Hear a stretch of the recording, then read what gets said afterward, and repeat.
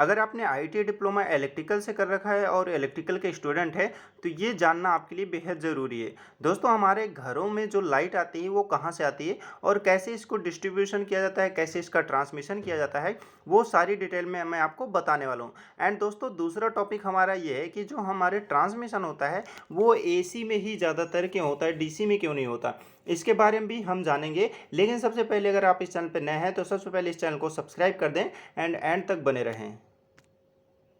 दोस्तों डीसी की अपेक्षा एसी में जो ट्रांसमिशन होता है वो इसलिए किया जाता है क्योंकि एक तो ट्रांसमिशन एट लो कॉस्ट, यानी ट्रांसमिशन में एक तो लो कॉस्ट आती है, एक तो ये ध्यान में रखा जाता है। और जब भी आपसे इलेक्ट्रिकल के इंटरव्यू में क्वेश्चन किया जाता है ऐसा, तो आप सिंपल सा पॉइंट बोल सकते हैं कि transmission at low cost. And दूसरा पॉइंट दोस्तों हमारा ये है कि प्रोडक्शन एट हाई वोल्टेज, यानी हाई वोल्टेज पर प्रोडक्शन किया जा सकता है। कैसे दोस्तों, जैसे कि हमारी एसी है, एसी का उत्पादन जो होता है 33,000 वोल्टेज तक हम किया जा सकता है, यानी 33,000 वोल्टेज तक हम इसका प्रोडक्शन कर सकते हैं एसी में। ये आपको याद रखना है, यानी 33 kVA, ठीक है। अब इसमें क्या होता है, जो डीसी होता है दोस्तों, डीसी में क्या होता है, आप सिंपल आप देख पा रहे हैं, इसमें सिंपल क्या होता है 650 वोल्टेज तक ही हम ट्रांसमिशन यानी प्रोडक्शन इसका कर सकते हैं। यानी डीसी में क्या है 650 वोल्टेज तक का ही प्रोडक्शन यानी उत्पादन किया जा सकता है, जबकि एसी में क्या होता है 33,000 वोल्टेज तक हम प्रोडक्शन यानी उत्पादन कर सकते हैं। आपको ये दो पॉइंट याद रखने हैं और अपने इलेक्ट्रिकल के इंटरव्यू में ये पॉइंट्स आपको बता देने हैं, तो काफ़ी अच्छा आपका एक्सप्रेशन भी जमने वाला है। एंड दोस्तों जब भी आप एसी का इस्तेमाल करते हैं तो इजी वोल्टेज कन्वर्जन, यानी यहाँ पे वोल्टेज भी कन्वर्जन करना होता है, तो ये वोल्टेज कन्वर्जन में काफ़ी इजी होता है, जबकि डीसी में काफ़ी हार्ड होता है। उसमें बहुत टाइप के अलग अलग इक्विपमेंट लगाए जाते हैं, लेकिन एसी के जितने भी इक्विपमेंट हैं वो आसानी से उपलब्ध होते हैं, जैसे कि ट्रांसफार्मर हो गया, रोटरी बूस्टर हो गया। ये क्या करते हैं, वोल्टेज को घटा बढ़ाकर ये ट्रांसमिशन कर देते हैं। जैसे दोस्तों क्या होता है कि हमें ट्रांसमिशन करना है और हमें हमारी क्या है एसी पावर आ रही है। अब एसी को हमें ट्रांसमिशन करना है तो हमारे पास एक ही डिवाइस है जो कि एसी वोल्टेज को अप डाउन करता है, वो क्या है हमारा स्टैटिक ट्रांसमिशन ट्रांसफार्मर, यानी क्या है हमारा एसी ट्रांसफार्मर है। ये क्या करता है एसी यानी वोल्टेज को क्या करता है कम ज़्यादा करता है, यानी वोल्टेज को up down and step up step down करता है।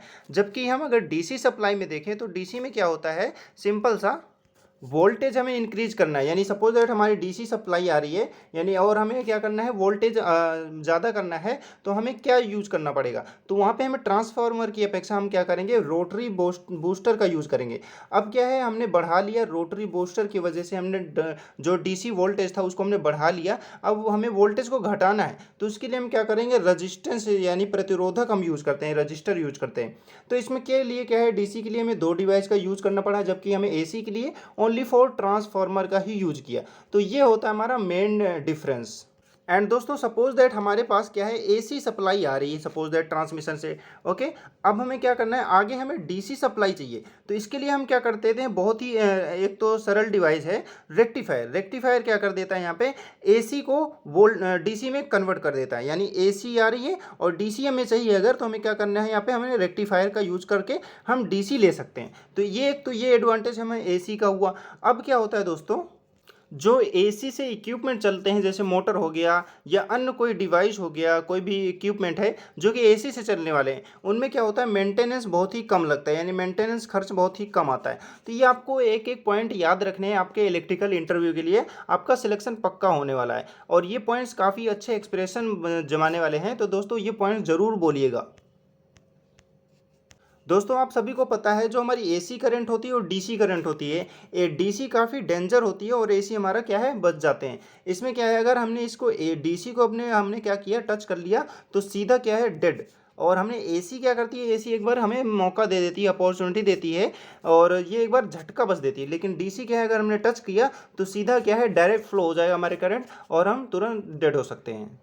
तो जहाँ पे भी आप इलेक्ट्रिकल का वर्क कर रहे हैं तो वहाँ पे काफ़ी सावधानी से और प्रिकॉशन के साथ ही वहाँ पे काम करें दोस्तों। दोस्तों मैं नेक्स्ट वीडियो लेके आऊँगा एक थर्मल पावर प्लांट से रिलेटेड। अभी मैं आपको बेसिक जानकारी दे देता हूँ, और जो भी मेरा एक वीडियो आएगी थर्मल पावर प्लांट से रिलेटेड, उसके अंदर क्या क्या प्रोसेस होता है, क्या कौन कौन सी मशीनें होती हैं, बेल्ट कौन कौन सी यूज़ किए जाते हैं, रोलर कौन से यूज़ किए जाते हैं, वो सारी डिटेल मैं आपको उस वीडियो में बताऊँगा। लेकिन यहाँ पर मैं आपको बेसिक जानकारी दे देता हूँ। जैसे दोस्तों हमारी जो ट्रांसमिशन होती है लाइट, यहाँ पे क्या है, पावर प्लांट में हमारी जनरेशन होता है। उसके बाद क्या होता है, ट्रांसफार्मर के द्वारा इसे स्टेप अप किया जाता है, यानी वोल्टेज को बढ़ाया जाता है, और टावर के थ्रू क्या है, हमारी लाइट को ट्रांसमिशन सब स्टेशन में भेजा जाता है।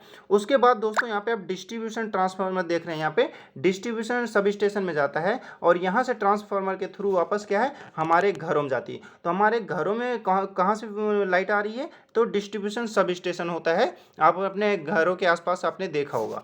तो दोस्तों ये एक बेसिक नॉलेज मैंने आपको दिया है। तो दोस्तों आई होप कि ये वीडियो आपके लिए हेल्पफुल रही होगी। तो thank you friend for watching this video. दोस्तों सब्सक्राइब करना ना भूलें, सब्सक्राइब जरूर करें आपके लेटेस्ट वीडियो के लिए। तो thank you friend for watching this video. मिलते हैं नेक्स्ट वीडियो पर।